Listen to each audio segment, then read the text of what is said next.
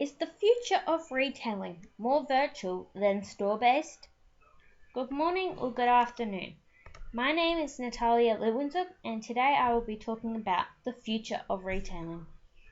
Retail is the sale of goods to the public in relatively small quantities for use or consumption. With the way technology is advancing, it's becoming easier to shop at your fingertips. The World Wide Web is bigger than ever, with more than 3 billion people with internet access. Because of this, there has been a massive shift in how retailers operate. With 181 countries now having access to Google, online shopping is becoming bigger and bigger each day. With retailing online booming, more and more shops are closing down. For example, Robina Town Centre is the biggest shopping centre to date.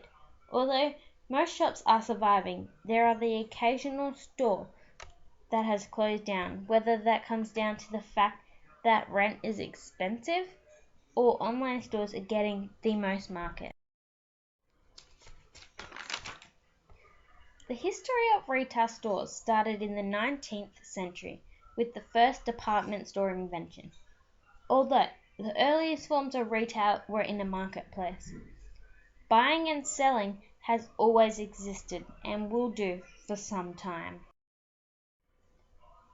Department stores came up with many inventions such as modern-day advertising, cash registers, invoices, shopping trolleys, carts, catalogs, and baskets. In 2003, Amy Bainbridge, a consumer affairs reporter, reported a story on ABC regarding online shopping. Ray Morgan's research released a statement of the nation's report, which examines the trends of 50,000 consumers over the past year. The research stated that online retail points to a 12% growth in the past year. It also found that some 50.3% of Australians had shopped online. In another report by ABC, it stated that online shopping continues to be dominated by the 35 to 44-year-old age group. And the two age groups around that are the 25 to 34-year-olds and the 45 to 54-year-olds. They are each purchasing around 20%. This information and the statistics show that traditional retailers will need to adjust. Companies who can play in both spaces as well as store-based will do extremely well. This is called bricks and clicks. Companies that operate online only are called online only, and companies which operate offline only are called bricks and mortar. Here is an example of how best to own and operate an online store rather than a store-based shop. Firstly, you need to look at where you get more customers and business. You need to ask yourself, what is the product that you are wanting to sell? You need to look at your state's population. In this case, the Gold Coast population is 546,000 people. And you need to look at people with internet access, which we know is 3 billion. There are also 181 countries with access to Google. Online stores are using modern technology to advertise and market to a broader community of people.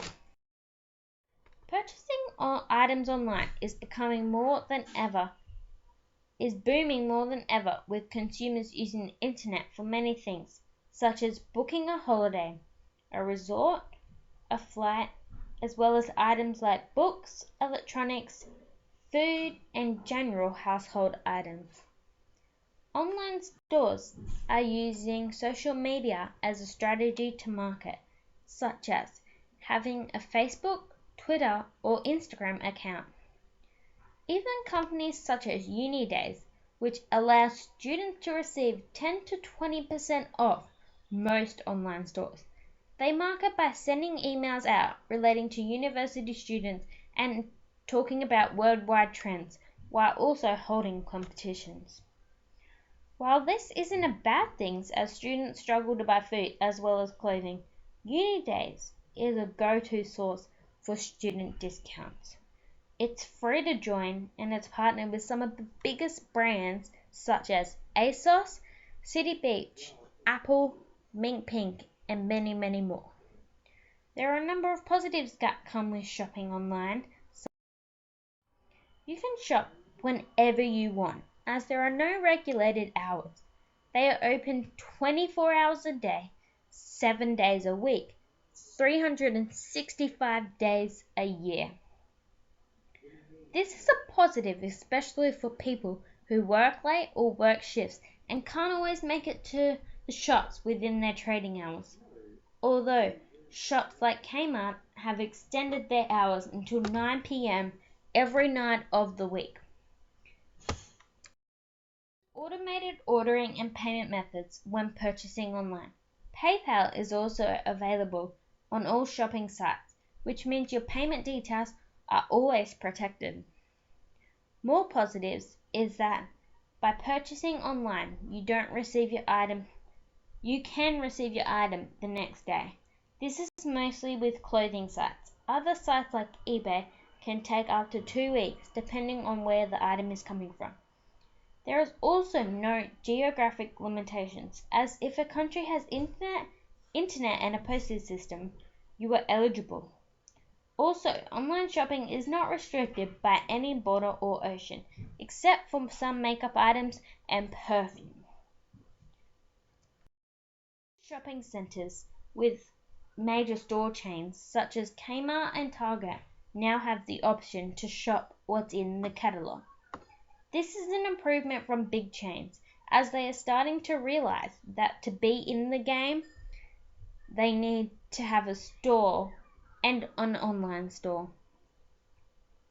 Purchasing online is becoming easier and simpler each day. Online shoppers have control over price comparison, for example, on Google. This is similar to store-based shops, as most of the items have price matching available, such as Officeworks and Harvey Norman.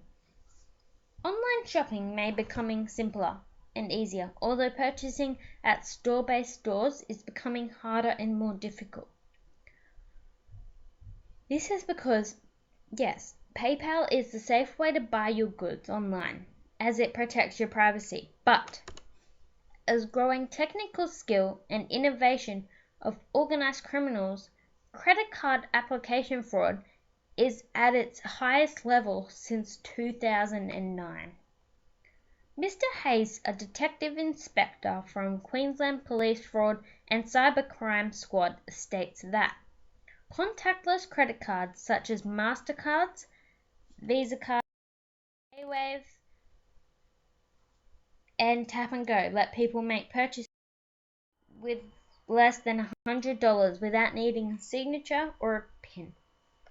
As these card chips get closer to an electronic pulse, it will emit data. Some of that data, when it transacts with your credit card, is in an encrypted format, with the number of the card and expiry date is not encrypted, so essentially it could be cloned. Now, there have been a few stories about this over the past few years and a few complaints. So what we get from this information is that there is a risk both ways, purchasing an item online or in a store, depending on your card. As virtual shopping is growing, there are still a few in which people would not buy online, and that is items such as jeans, undies, and going out dresses such as formal dresses or wedding dresses. These are items which are crucial to trying on, as they are items in which need to fit perfectly. As a part of my presentation, I conducted a survey via SurveyMonkey, and here are the results, starting from the first question. I asked, do you prefer going to stores to purchase items or purchasing from your fingertips? 5 people said yes, ordering. 12 people said going to a store, and 2 people said depends on the item. The second question was, do you only order clothes or other items online these days? 42.11% said yes, 26.32% said no, and 52.63% said both. The question asked was, because online stores have sales and all the time, does that make you want to shop online more than store-based shops? 11 people said yes and 8 people said no. The fourth question asked was, which clothing item would you not purchase from an online store? I received answers like shirts, jackets, trousers, jeans, underwear, shorts, expensive items, and clothing which is difficult sizing like suits. These are all mixed items. However, no matter how big virtual stores get, there will always be a few items in which people would not purchase online. Not to mention the fact that the older generation do not have computers and they don't know how to shop online, so this gives the store-based shops more of a market. The fifth question asked was, in the past year, have you purchased online more than a store-based shop? 7 said yes and 11 said no. The results for this question are relatively close, although it shows that store-based stores are doing well still. It's difficult to predict the future. However, with what's being said, store-based shops do have a big competition and will have to continue improving the way that they manage things.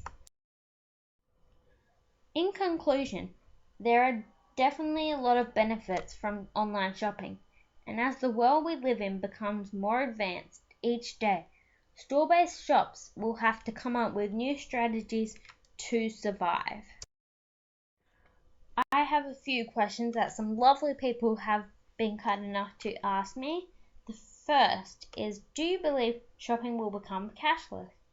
I believe that any shop should take what they can get. For example, Woolworths and Kmart, Coles, they have self-serve, which gives you the choice to use your cash or use your credit card. I think all stores, no matter how big or small, should take what they can get, and I don't think shopping will become cashless, as online is already cashless because you can only use a credit card. But who knows what will happen in the future, but I don't think it will, because everywhere around the world still use cash. Which products would you not purchase online? I wouldn't purchase jeans, swimmers, and expensive items, meaning like a bed or a formal dress or a wedding dress, that kind of expensive item.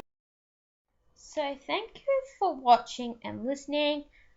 Just a quick shout out to Presentation Magazine for their beautiful backgrounds and references. Thank you for watching. Bye.